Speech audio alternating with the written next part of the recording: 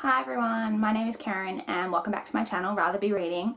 I'm here today to do my wrap up for the second week of March.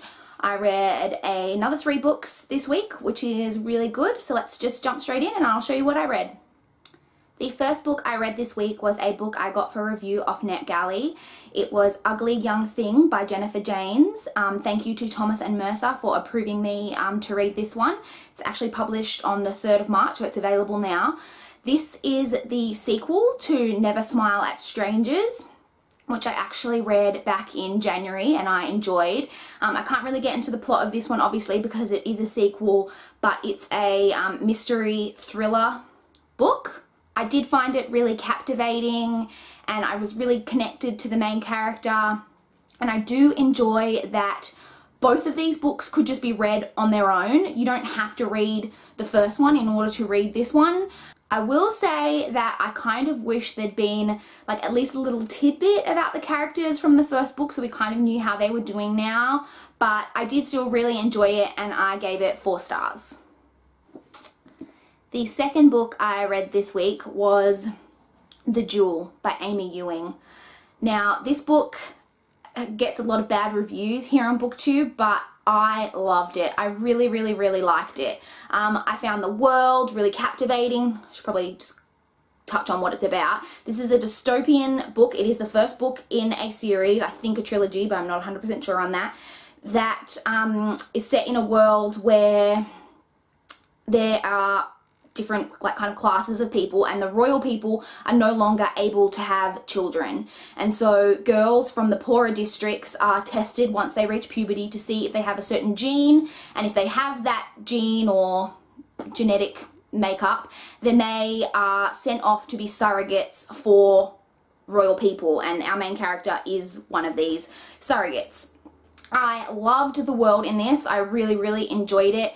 I found it I just enjoyed the world so much, and I did find the all the different houses, like there are lots of different houses, like the House of the Stone, the House of the Rose, etc, etc. I did find those a little bit confusing, like there were so many of them, and that was a little hard to follow, but it didn't take away from my overall enjoyment of the book.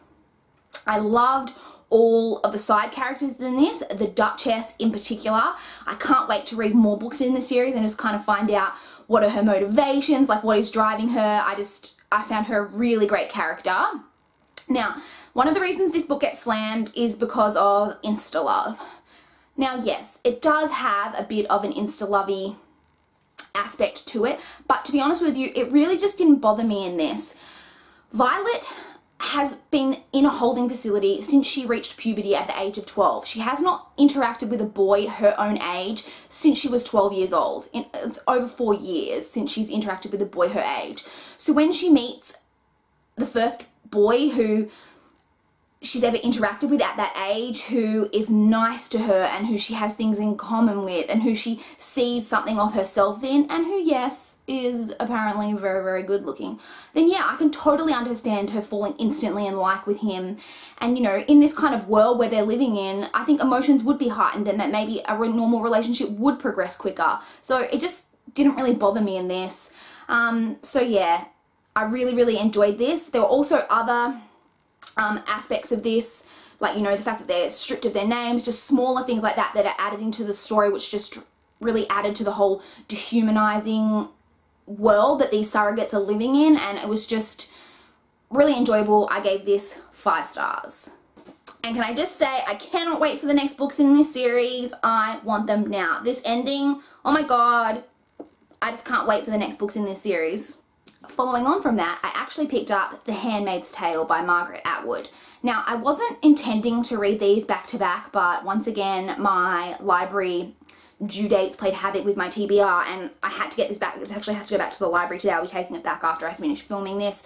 So I had to read it next, and for those of you who didn't know, The Jewel, which I read before this, was based somewhat off this book. So it's another like futuristic dystopian world where women are used as surrogates for the more important people.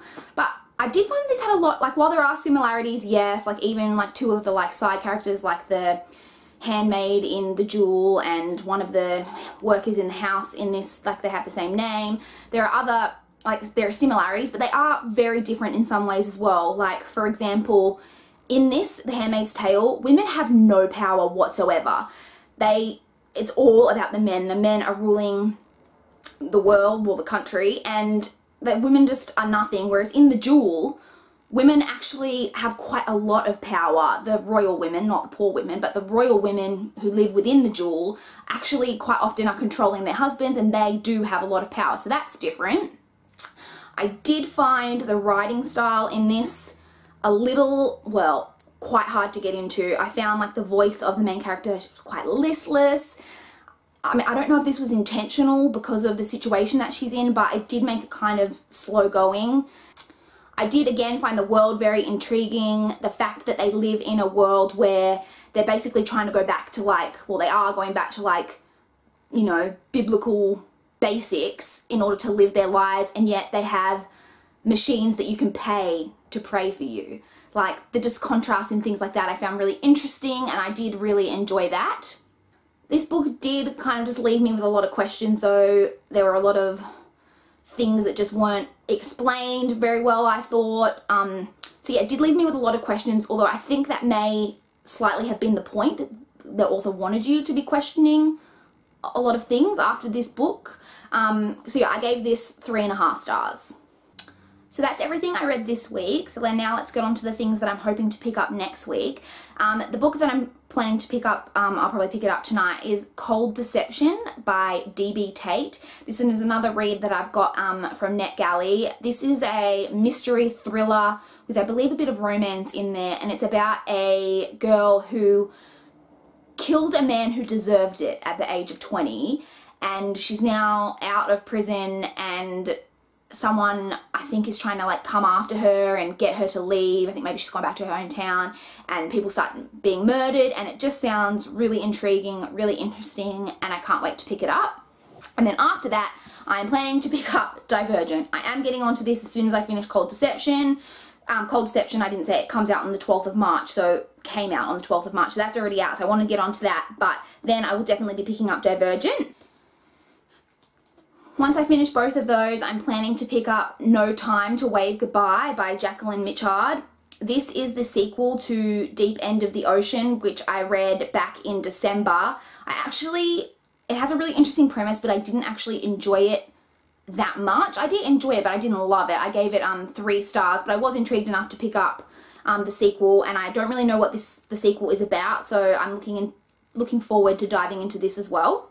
So that's everything that I read and I'm planning to read, but I did actually pick up a couple of books this week that I wanted to show you guys. I had some money that I got from recycling some cans of bottles here that I decided to spend on books. I did, of course, end up spending more than the money that I had to spend on them, but that's another issue.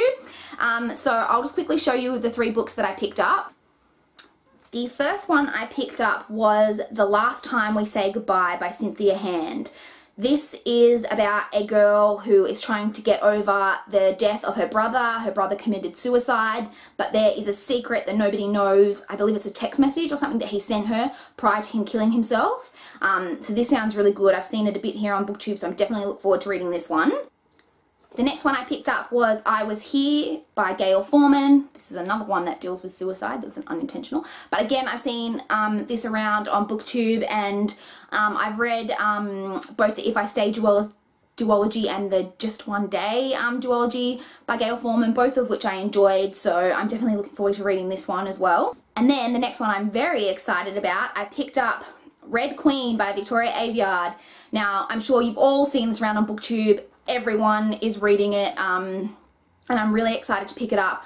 I won't say that I've heard nothing but good things about it, because I have heard a few reviewers who had a little bit of a problem with it, but I'm definitely looking forward to reading it and, you know, seeing how I enjoy it. So that's everything I've got for you in this weekly wrap-up. Please like this video, please comment, and please subscribe, and that's all I've got for you today. Bye, guys.